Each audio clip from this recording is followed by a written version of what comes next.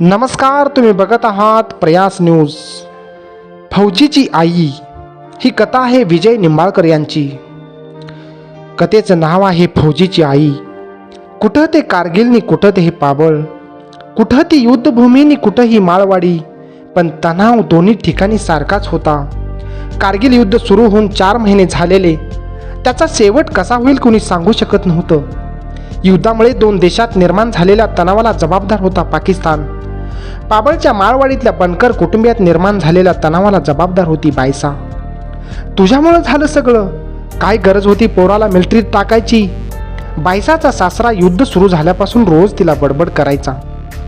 पोरांनी ग्रामसेवकाचा कोर्स केला होता, त्याला कुठेतरी नोकरी लागलीच असती, पण तुला लय हौस होती त्याला मिलिटरीत पाठवायची. बायसाच्या 2 नंबर मुलाने सैनिकी प्रशिक्षण घेतलं आणि त्याची पहिलीच पोस्टिंग लडाखला झाली. त्याच्या दुर्दैवाने युद्धही लगेच सुरू झालं. आजपर्यंत बायसाचा भाऊ तिला काही बोलला नव्हता. आता तोही भाच्याच्या काळजीपायी बहिणीला दोष देऊ लागला. बायसा, भाऊसाहेब हळू आवाजात बायकोला म्हणाला, मी तुला म्हणालो होतो पोराला नोकरी नाही लागली तर तो शेती करीन, पण तू ऐकलं नाही. घरातले बाहेरचे सगळेच बायसाला दोष देत होते. दिवस रेटत नव्हते. बघता बघता 4 महिने उलटले, पण फौजीची खबर आली नाही. लढाईत पोराचं काही कमी जास्त झालं तर बनकर कुटुंबच नाही तर सगळ्या नातेवाईकांना फौजीची काळजी लागलेली. बायसा काळजीपायी कपाळाला हात लावून बसत असे. कागा अशी कपाळाला हात लावून बसली. तोंड टाकून घरापुढं बाबळीखाली बसलेल्या 15 वर्षाच्या बायसाला आईनं विचारलं. बायसा काही बोलली नाही. रडते का ग तू? आईच्या प्रश्नावर बायसाने डोळे पुसून मान वर केली. तिच्या चेहऱ्यावरचे भाव पाहून आईलाही वाईट वाटलं. पोरी गरीब असली तरी ती माणसं चांगली आहेत. आईनं पोरीच्या डोक्यावरून हात फिरवला. तुझ्या बापाने हे लग्न ठरवलं म्हणजे काहीतरी विचार करूनच ठरवलं असेल ना, आणि तुला काय कमी पडलं तर आम्ही आहेच की. आईनं पोरीला समजावण्याचा प्रयत्न केला. बायसाला तिचं अंधारमय भविष्य स्पष्ट दिसत होतं. तिच्या माहेरी चांगली होतं. तुलनेने ज्या कुटुंबात तिचं लग्न ठरलं होतं त्यांच्या घरी 7 पिढ्याचं दारिद्र्य होतं. कपाळाला कुंकू लावून बापाने घराबाहेर काढलंय. आता काही झालं तरी संसार करून दाखवायचाच. बायसाने निश्चय केला. तिला आईबापाचा मान राखायचा होता. ठरल्या सोयरिकीबाबत ती वडिलांना दोष देऊ शकत नव्हती. बायसाचे मागे त्यांना 3 मुली व 3 मुलांची लग्न करायची होती. पहिल्या मुलीसाठी जास्त स्थळ बघत बसायला त्यांच्याकडे वेळ नव्हता. बाकी पोरीही लग्नाला उभ्या होत्या. ताईच्या लग्नाला येता आलं नाही. आता तिला भेटून यावं म्हणतोय. बायसाचा मावस भाऊ तिच्या माहेरी आलेला. तिचं घर इथंच आहे ना, इथून थोडं पुढच्या रस्त्याच्या उजव्या बाजूला आहे. आईनं रामभाऊला पोरीकडे पाठवलं. शिकला सवरला मावस भाऊ घरी आलाय. त्याला कुठं बसवून कुठं नाही. बायसाने आनंदाने चहा करायला घेतला. 15 मिनिटं झाली, 20 मिनिटं झाली तरी चूल पेटना. ताई, मी निघतो, पुढच्या वेळी आल्यावर चहा घेईन. नाही, पहिल्यांदा आलाय, तुला मी बिन चहाचा चावू देणार नाही. बायसाने रामभाऊला आग्रह करून थांबवला. रामभाऊ बहिणीचं घर बघू लागला. मातीच्या भेंड्याच्या भिंती पावसाने ओल्या झालेल्या, त्यातून पाणी झिरपत होतं. पाचटाच्या छतातून इथून तिथून पाणी टपकत होतं. ज्या घरात माणसंच भिजायची तिथं सरपण कोरडं कसं राहणार. 2 कप चहा बनवायला बायसाला तास लागला. रामभाऊ बहिणीकडे बघत होता. चुलीकडे तोंड करून ती पदराने डोळे पुसत होती. बहिणीच्या डोळ्यातलं पाणी चुलीतल्या धोराने काढलं का तिच्या गरिबीने. घरी कुणी पाहुणा आला की बायसाला लाज वाटे. बायसाचा नवरा भाऊसाहेब हुरहुन्नरी माणूस, काबाड कष्ट करणारा, पण शेतीपेक्षा व्यापाराकडे कल असलेला. लिंबू, संत्री, मोसंबीची रोपं घेऊन तो विक्रीसाठी औरंगाबाद, परभणी, जालन्याला जाई. पुढे बायसाच्या थोरल्या मुलाचा अरुणचा जन्म झाला. घरातली माणसं वाढली पण उत्पन्न जागेवरच. बायसाचा सासरा, मोठे दीर, भाऊजाई त्यांचीही मुलं होतीच. बायसा दुसऱ्याच्या वावरात रोजाने कामाला जायची. अशा दिवशी अरुणला पोत्याच्या झोळीत टाकला की तो तासन तास पडून राही. अरुण नंतरचा फौजी मात्र मोठ्या भावासारखा घरी राहत नसे. बायसा फौजीला घेऊन रानात जायची. त्याला वावरातल्या एका झाडाखाली पोत्यावर झोपून ती पाथला लागायची. बायसाला फौजीची छनोछनी काळजी असे. आपण वावरात विहीर पाडू, बायसाने नवजाला सुचवलं. असं दुसऱ्याच्या वावरात किती दिवस काम करायचं. विहीर पाडायला पैसे कुठून आणायचं. भाऊसाहेबला प्रश्न पडला. बायसाच्या लग्नात वडिलांनी तिला एक तोळ्याचा दागिना दिलेला, तो गहाण ठेवून विहिरीसाठी कर्ज काढायचं तिनं ठरवलं. दागिन्याच्या बदली फक्त 2,500 रुपये मिळाले आणि विहिरीचं खोदकाम सुरू झालं. बायसा व तिची मोठी जाऊ गाळ भरून द्यायची आणि भाऊसाहेब व त्याचा मोठा भाऊ गाळ वाहून न्यायचे. सुरुवातीला विहीर छोटीच होती, पावसाळ्यानंतर ती आटून जाई. उन्हाळ्याच्या दिवसात बायसा लोकांच्या रानात रोजाने काम करी. बायसाचा बाप मोठा शेतकरी, कुठंच काम मिळालं नाही तर खुरपं हातात घेऊन ती बापाच्याच वावरात जाई. पोरी, थोडा वेळ बस की. रोजंदारीवर काम करणाऱ्या इतर बायकाबरोबर बायसाही तासन तास काम करू लागली की आई म्हणायची, आई मी पैसे घेते, फुकट काम करते का? बायसा हसून म्हणायची, मी बसले तर बाकीच्या बाया पण बसत्यान. बायसाच्या लहान बहिणी त्यांच्या सुदैवाने चांगल्या घरात गेलेल्या होत्या. त्या माहेरी गाड्या घोड्या घेऊनच येत. अशा वेळी आपली लेक आपल्या वावरात रोजावर काम करते म्हणून आईचा जीव तीळ तीळ तुटायचा आणि बहिणींनाही मोठ्या ताईची दया येई. सगळ्या नंदाचं चांगलं चाललंय, पण बया मला तुमचं लय वाईट वाटतंय. बायसा कामावर आल्यावर तिची भाऊजाई म्हणाली, पण आता तुम्ही विहीर पाडताय म्हटल्यावर तुमचं पण दिवस बदलत्यान. बघू, देवाची मर्जी असन तसं होईल. बायसा आपली ही शेती वडिलासारखी हिरवी गार होईल या कल्पनेने सुकावली होती. विहीर पाडायला पैसे कुठून आणलं? वहिनीने सहजच विचारलं. अण्णांनी लग्नात दिलेला डाग घाण ठेवलाय, बायसा बोलून गेली. दुसऱ्या दिवशी बायसा कामावर पोचताच वडील समोर हजर. बायसे, लग्नात मी तुला एक डाग दिलता, कुठं आहे तो? अण्णाच्या विचारण्याचा रोख लक्षात न आल्याने विहीर पाडायची म्हणून गहाण ठेवलाय, बायसा खरं बोलून गेली. उद्याच्या उद्या मला माझा डाग पाहिजे, अण्णा ओरडले. हे काय? मुलीच्या लग्नात दिलेला दागिना वडीलच परत मागत होते. पण अण्णा, हे स्त्रीधन अडचणीच्या वेळेला वापरायचं नाही तर मग कधी? तिने वडिलांना प्रश्न केला. मला काय सांगू नको, उद्याच्या उद्या मला माझा डाग पाहिजे, अण्णांनी धमकी दिली. डाग आणला तरच कामाला यायचं, नाहीतर माझ्या घरात सुद्धा पाऊल ठेवायचं नाही. वडिलाचं बोलणं बायसाच्या स्वाभिमानावर आघात करून गेलं. गहाण ठेवलेला दागिना परत आणून ती विहिरीचं काम थांबवू शकत नव्हती. दुसरीकडे काम करून वडिलांचा एक तोळ्याचा दागिना त्यांच्या तोंडावर मारण्याची इच्छा तिच्या चिडलेल्या मनात आली. स्वतःच्या वावरात काम नाही आणि दुसऱ्याकडे कामाला जाता येईना. धाकट्या कुमारच्या जन्मानंतर घरातली खाणारी तोंड वाढली. बायसाचं डोकं काम करेन असं झालं. नवऱ्यासारखाच आपणही व्यापार केला तर? भाऊसाहेबने तिला पाबळ बाजारातून 20 रुपयाची लिंब आणून दिली आणि बायसाने खेड गाठलं. व्यापार करण्याचा तिचा हा पहिलाच अनुभव. त्याच वेळी तिसरीत शिकणारा लहानगा फौजी शाळेतून घरी आला. दारात पाऊल ठेवलं तर आई डोक्यावरची पाटी खाली ठेवताना दिसली. आई, तू कधी आली? हे काय आत्ताच? मी पण गावातूनच येतोय, मला तू एसटीतून उतरताना कशी दिसली नाही? फौजीनं विचारलं. अरे बाळा, एसटी चुकली म्हणून मी चालत आले. रस्त्याने एवढ्या जीप असताना तू चालत का आली? जाऊ दे बाळा, तुला कळणार नाही, तू अजून बारीक आहे, बायसा हसून म्हणाली. त्या दिवशी बायसाच्या 50 रुपयात विकत घेतलेल्या लिंबाचे 60 रुपये झाले होते. फक्त 10 रुपयाचा फायदा. भांडवल खर्चायचं नाही आणि फायदा हातात राहायला पाहिजे म्हणून 10 रुपये वाचवण्यासाठी बायसा खेडवरून चालत घरी आली होती. विहिरीच्या पाण्यावर लावलेले कांदे काढायला आले. भाऊसाहेब व्यापारानिमित्त बाहेर गेला आणि वावरात जप्ती आली. बायसाचे कांदे भरायला एक ट्रक व मजूर आले. वावरात पाऊल तर ठेवा, नाही एकेकाच्या डोक्यात दगड घातला तर नाव नाही सांगणार. जप्तीसाठी आलेल्या व्यापाऱ्यावर बायसाने दगड उचलला. ताई, तुमच्या सासऱ्यांना बोलवा. दगड पाहून घाबरलेला व्यापारी बायसाला म्हणाला, त्यांनी माझ्याकडून 3,500 रुपये कर्ज घेतलं होतं, त्याचे 7,000 झाले तरी अजून कर्ज फेडलं नाही. वसुलीसाठी आम्ही कोर्टातून जप्ती आणली आहे. ते काय सांगू नका, हे कांदे मी माझ्या कष्टाने केल्यात. माझा मालक पनेरी घेऊन जालन्याला गेलाय आणि सासरा गुरामागं. ज्यांनी कर्ज घेतले त्यांना जाऊन विचारा. तुमच्यापैकी जर कोणी वावरात पाऊल ठेवला तर एकेकाचं टकुरं फोडीन. बायसा तरुण होती, सारासार विचार करायची बुद्धी नव्हती, पण तिच्या दुर्गावताराने जप्तीसाठी आलेला व्यापारी मात्र घाबरून माघारी गेला. त्या वर्षी कांद्याचे पैसे हातात पडताच बायसाने सासऱ्याचं निम्म कर्ज फेडलं. पुढच्या काही वर्षात भाऊसाहेबने व्यापारातून कमवलेल्या व बायसाने शेतीच्या उत्पन्नातून जमा केलेल्या पैशामुळे ते कुटुंब कर्जमुक्त झालं. बायसा, लई दिवस झालं तू घरी आली नाही. एक दिवस अण्णा तिच्या दारी आले. हाकेच्या अंतरावर राहणारी पोरगी माहेरकडे ढुंकूनही पाहत नाही याचं त्यांना खूप वाईट वाटे. अण्णा, खरं सांगू का, कामातून सवडच मिळत नाही. मनातला राग व दुःख दाबून बायसा बोलली. विहीर पाडण्यासाठी लग्नात दिलेला दागिना मोडला म्हणून अण्णांनी तिचं माहेर बंद केलं होतं, ही ते कशी विसरेल. माहेरच्याकडून मिळालेल्या अशा वागणुकीमुळे तिने पुढच्याच वर्षी त्यांचा दागिना परत केला होता. पण एकंदर प्रकाराने तिचं माहेरवरचं मन उडालं होतं.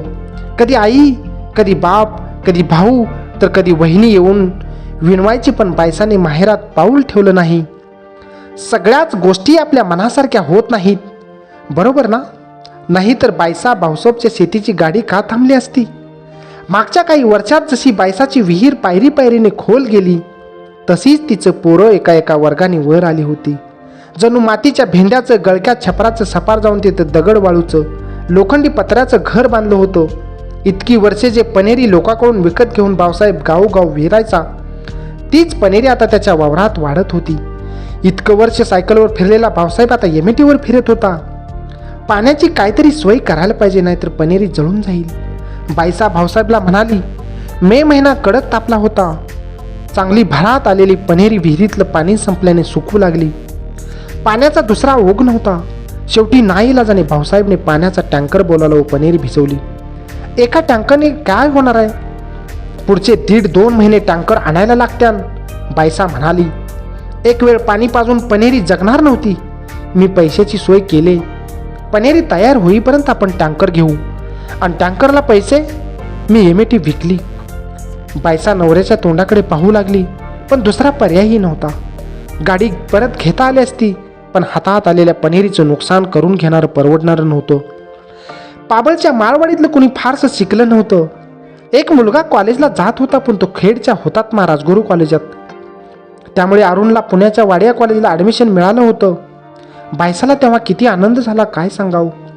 अरुणकडून तिच्या खूप अपेक्षा होता. बायसाचा हा थोरला मुलगा राहिला साधा, स्वभावाने समंजस, परिस्थितीची जाण असलेला आणि बुद्धीने तलक होता. पाबळ पुणे एसटी गाड्यांची संख्या वाढली असल्याने अरुणला पुण्यातल्या कॉलेजात जाणं शक्य झालं. अरुणला सकाळची 6ची एसटी पकडावी लागते म्हणून बायसा 4 वाजताच उठून कामाला लागायची. कधी उशीर झाला तर अरुण ताटात गरम दूध ओतून ते उभ्यानेच प्यायचा आणि स्टँडवरची एसटी गाठायचा. आई, रुमालात भाकर न्यायची मला लाज वाटते, एकदा डबा घे की, असं अरुण आईला कधी म्हणाला नाही. कॉलेजमध्येही त्यांनी त्याच्यासारखेच गावाकडचे मित्र जोडले होते, ज्यांच्याबरोबर कॅन्टीनमध्ये बसून रुमालातली भाकर खायला लाज वाटणार नाही. प्राध्यापक ॲस्टन व प्राध्यापक भिसेसारख्या सरांच्या मार्गदर्शनामुळे अरुणसारखी खेड्यातली मुलं BA इंग्लिश स्पेशलचा अभ्यास करू लागली. पनीर घेऊन परभणीला गेलेला भाऊसाहेब त्या रात्री उशिराच घरी परतला. बायसा त्याची वाट पाहत होती. भाऊसाहेब गेल्यापासून मागचे 4 दिवस तिच्या डोक्यात फौजी घुटमळत होता. पोराचं काय करावं, त्याचं कसं होणार? फौजी अभ्यासात जेमतेम होता, त्यामुळे बायसाने 10वी नंतर त्याला ग्रामसेवकाचा कोर्स करायला लावलेला. कोर्स पूर्ण झाल्यावर एम्प्लॉयमेंटचं कार्ड काढूनही त्याला कुठला कॉल आला नव्हता. मला वाटतं पोराने मिलिटरीत भरती व्हावं बायसानं सुचवलं. त्याचं वजन 48 किलो आणि हातापायाच्या काड्या, तो कसा भरतीत पास होणार? भाऊसाहेब बायकोच्या सूचनेवर हसला. प्रयत्न करायला काय हरकत आहे, आज ना उद्या त्याला नोकरी लागणच. भाऊसाहेबने बायसाला समजावलं, तू कशाला घाई करती? खरं सांगू का, बायसा मनातलं बोलू लागली. ग्रामसेवक तलाट्याच्या नोकऱ्या म्हणजे खरं खोटी नोंद. खा याचं पैसं, खा त्यांचं पैसं, लुटा सरकारी अनुदान, सगळा पापाचा पैसा. आता वाटतं पोराने तो कोर्सच करायला नको होता. आपण आपलं काम इमानदारीने केलं की काय होत नाही, भाऊसाहेब बोलू लागला. पण बायसाने नवऱ्याला पुढे बोलू दिलं नाही. तिने सांगितले की मुलाची सैन्यात जायची इच्छा आहे आणि तो एकदा भरतीसाठी जाऊन सुद्धा आलाय. मुलाची व आईची तशीच इच्छा आहे म्हटल्यावर भाऊसाहेबचा नाईलाज झाला. पोरानं सैन्यात जावं अशी बायसाची इच्छा होती, पण तो काटकुळा पोरगा भरतीत पास होण्याची शक्यता अजिबातच नव्हती. त्याचं वजन आणि तब्येत काहीच भरत नव्हतं. पण 2 वर्षाचा ग्रामसेवकाचा कोर्स करताना त्याने पाबळ ते खेडाशी सायकल दामटलेली. पळण्यातही तो तेज होता. पुढे याच कौशल्यावर त्याची सैन्यात निवड झाली. थोरला मुलगा कॉलेजात, दुसरा सैन्यात आणि नवरा कामा व्यापारानिमित्त बाहेर असल्याने शेतीचा सगळा भार बायसा व धाकट्या कुमारवर येऊ लागला. परिणामी कुमारला पूर्ण वेळ अभ्यास करता येईना. शेवटी त्याने स्वतःहूनच शेतीत लक्ष घालायचं ठरवलं. आई, हा कॅरेट कुणी भरलाय? क्रेटमधली वांगी खालीवर करताना चिडलेल्या कुमारने विचारलं. मामानी भरलाय, काय झालं? बायसानं गड्याचं नाव सांगितलं. शेतातली कामं वाढल्याने त्यांनी गडी ठेवला होता. क्रेटच्या बुडाला खराब वांगी भरून गड्याने चांगला मार वर रचलेला. मामा, कॅरेटमधली खराब वांगी पहिली बाहेर काढा. कुमार मामावरच उखडला. कुमार, तशाने ती वांगी वाया जातील. मामाने कुमारला समजावण्याचा प्रयत्न केला. माल वाया गेला तर जाऊ द्या, पण कॅरेटमध्ये वरपासून खालपर्यंत एकाच प्रतीचा माल पाहिजे. मार्केटमधला भाजी विक्रेता असू दे नाहीतर आडत्या, आपल्या कॅरेटला हात न लावता त्याने माल उचलला पाहिजे. बायसा मध्ये पडल्याने तिने गड्याला फक्त चांगल्या वांग्याचा क्रेट भरायला लावला. अशा पद्धतीने माल भरल्यामुळे बरीचशी वांगी वाया गेली. आपल्या कोणत्याही मुलाच्या मनात दुसऱ्यांना फसवण्याची वृत्ती नाही याचं बायसाला कौतुक होतं, आणि हीच तर तिची शिकवण होती. अरुणचं कॉलेज म्हणजे एक चप्पल आणि 2 ड्रेस. तो चप्पल वर्षभर तर कपडे 2-2 वर्ष वापरायचा. कॉलेजमध्ये मुलं कशी राहतात याचा तो विचार करत नसे. आपल्या घरचे आपल्याला शिकवतात हेच खूप झालं. त्यांच्याकडून इतर अनावश्यक वस्तू मागवायच्याच कशाला? हैदराबादमध्ये सैनिकी प्रशिक्षण चालू असताना फौजी काही दिवसाच्या सुट्टीवर पाबळला येऊन गेलेला. शहरात राहिल्याने त्याने बाहेरचं जग पाहिलं होतं. आपला मोठा भाऊ पुण्यासारख्या शहरात शिकत असूनही इतका साधा राहतो याचं त्याला वाईट वाटे. शिवाय आपण भावाला समजावूनही सांगू शकत नाही हे त्याला कळत होतं. फौजी हैदराबादला येऊन गेल्याच्या दुसऱ्या दिवशी अरुणने पाहिलं तर भिंतीच्या खुंटीवर 2 जीन्स आणि 2 टी-शर्ट अडकावलेले. आई, फौजी कपडे विसरून गेला काय? अरुणच्या आवाजाने बायसा हसू दाबत बाहेर आली. ते विसरला नाही, तुझ्यासाठीच ते कपडे ठेवून गेलाय. काय गरज होती त्याची? मी असली कपडे घालतो का कधी? फौजी पण काय? अरुण किरकिर करू लागला. हे बघ, तुमच्या तिघात फौजी सगळ्यात अगोदर पगारला लागलाय. सध्या ट्रेनिंगमध्ये असल्याने तुझ्यासाठी नवी कपडे घ्यायची त्याची ऐपत नाही. त्याने प्रेमाने दिलेली जुनी कपडे तुला घालायची तर घाल, नाहीतर फेकून दे. आपल्यासाठी अंगावरचे कपडे घरी ठेवून गेलेल्या फौजीच्या विचाराने अरुणच्या डोळ्यात पाणी तरारलं. कपड्यांना नको म्हणायला ती एवढी पण जुनी नाही. बायसाने अरुणला टोमणा मारला. बास ग बाई, किती बोलशील? आता मात्र अरुणच्या डोळ्यातलं पाणी खळ खळ गालावरून उगळू लागलं. धाकट्या भावाचा रंगीत टी-शर्ट, निळी जीन्स घालून दुसऱ्या दिवशी कॉलेजला गेल्यावर अरुणचे मित्र त्याची स्तुती करू लागले.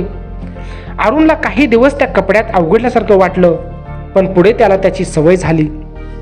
फौजी, फौजी, फौजी. बायसाच्या डोळ्यासमोर रात्र दिवस फौजी असायचा. लहानपणापासून आत्तापर्यंत वाळका सुळका दिसणारा हा पोरगा सैन्यात भरती झाल्यापासून भलताच रुबाबदार दिसू लागला होता. त्याचं अंग भरलं होतं, रंग उजाळला होता, चालण्या बोलण्यात रुबाब आला होता. फौजी बायसाच्या डोळ्यासमोर असता तर तिनं रोज त्याची दृष्ट काढली असती. हैदराबादचं कठोर प्रशिक्षण संस्थाच फौजीची पहिली पोस्टिंग लडाखला झाली आणि कारगिल युद्धही पेटलं. सुरुवातीचे 4 महिने फौजीची कसलीच खबर आली नाही. इकडून पाठवलेल्या पत्रांनाही उत्तरं येत नव्हती. सगळ्यांचा जीव टांगणीला लागलेला. अरे पोरा, 2 दिवसासाठी तरी आईला भेटून जा. 7वी शिकलेली बायसा रडतच पोराला पत्र लिहायची. पत्राचं उत्तर येईल म्हणून पोस्ट ऑफिसच्या दारात जाऊन बसायची. पण अशा युद्धजन्य परिस्थितीत कुणाचं काय चालणार? युद्ध संपल्याशिवाय फौजी घरी येऊ शकत नव्हता. बायसाला अन्न गिळत नव्हतं. त्यात घरच्यांचे, नातेवाईकांचे, शेजाऱ्यांचे टोमणे चालूच होते. पोराला देशाचं संरक्षण करायला पाठवून आपण काय पाप केलंय का? बायसा विचार करी. कधी कधी ती एकटीच वावरात बसून रडायची. म्हणायची, देवा, ह्या लढाईत विजय देन, माझ्या लेकराला पण सुखरूप घरी आण. एका आईच्या वेदना कुणाला समजणार होता? पुढे कारगिल युद्धात भारताला विजय मिळाला, पण फौजी कुठं आहे त्याची कसलीच खबर नव्हती. पेपरला रोज वेगवेगळ्या बातम्या येत. लढाई दरम्यान काही सैनिक युद्धात कामी आलेले, तर काही बर्फात गाडले गेलेले. बर्फात गाडल्या गेलेल्या सैन्याची खबर लवकर मिळत नसे. फौजीची काय खबर ते रोज नवऱ्याला विचारायची, पोरांना विचारायची. युद्ध संपल्यापासून तिने अगदी खाणं पिणंही सोडलं होतं. घरच्यांनी कितीही समजवलं तरी तिच्यावर परिणाम होत नव्हता. इतकी काटक आणि कठोर बायसा पण फौजीच्या काळजीने पार मलूल झाली होती. बायसा सदान कदा फौजीच्या वाटेकडे डोळे लावून बसलेली. त्या दिवशी कुणीतरी अंगणात येऊन उभं राहिलं. बायसाने बाहेर येऊन पाहिलं तर तिचे वडील. अण्णा, कसं काय येणं केलं? मुलीने वडिलांना विचारलं. पोरी, बापाची अजून किती परीक्षा बघणार ग? अण्णांनी बायसाला विचारलं. गहाण ठेवलेल्या दागिन्याच्या प्रसंगापासून बायसाने वडिलांच्या दारात पाऊल ठेवलं नव्हतं. अण्णा कितीतरी वेळा मुलीच्या दारात आलेले, पण बायसाने उद्या येईन, रविवारी येईन, दिवाळीत येईन, रक्षाबंधनला नक्की येईन म्हणून बापाला माघारी पाठवलेला. पुढे पुढे अण्णांनीही तिचा जास्त आग्रह केला नव्हता. पण आता तसं नव्हतं. सैन्यात गेलेल्या मुलाच्या काळजीने खचलेल्या व क्रुश झालेल्या मुलीकडे अण्णांना पाहत नव्हतं. येतेस ना पोरी माझ्याबरोबर? अण्णांनी उभ्या उभ्याच विचारलं. एवढं 4 दिवस जाऊ द्या, मी नक्की येईन, बायसानं उत्तर दिलं. पोराचं चुकल्यावर आईबाप त्यांना माफ करतात, मग आईबापाचं चुकल्यावर पोरांनी त्यांना माफ करायला नको का? असं म्हणत पुढे आलेल्या अण्णांनी बायसाच्या पायाजवळ हात नेले. अण्णा काय करताय? बायसाने चटकन पाय मागे ओढले. तिने अण्णाकडे बघितले तर त्यांच्या डोळ्यात पश्चातापाचे अश्रू होते. आता पोरासाठी रडावं की बापासाठी? बायसाला काही सुचेना. चला अण्णा, मला जास्त लाजवू नका, मी आहे तशीच येते. बायसा उठली व अण्णाचा हात धरून रस्त्यापलीकडच्या माहेरला निघाली. फौजी आला, फौजी आला, रस्त्यावरून पोराचा एकच गलगा ऐकू आला.